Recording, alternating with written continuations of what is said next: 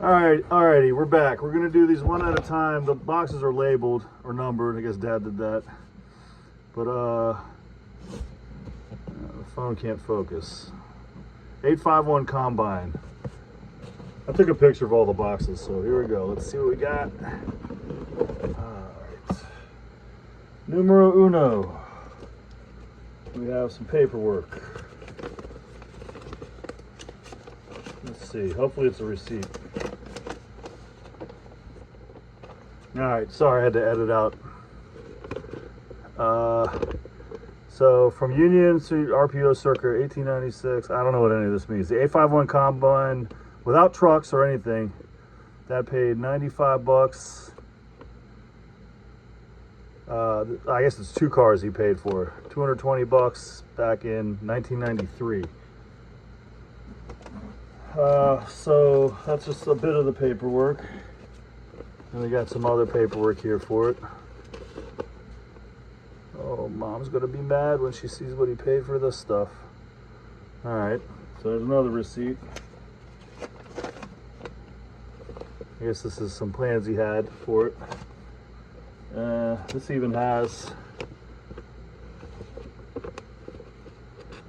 the finishing instructions. I guess you guys know what this stuff is, but boom. Oh, wow. All right. It's a Pullman. Get the windows popped off a little bit, but look at the detail.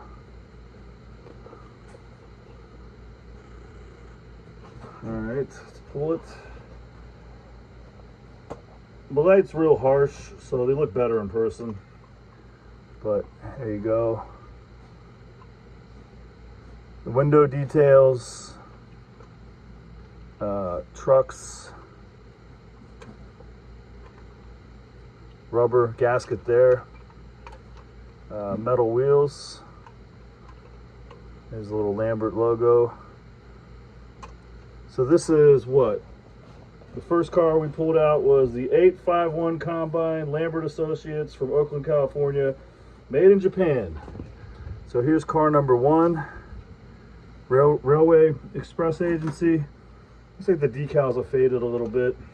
This one is Indian Rock, but I mean, highly detailed here.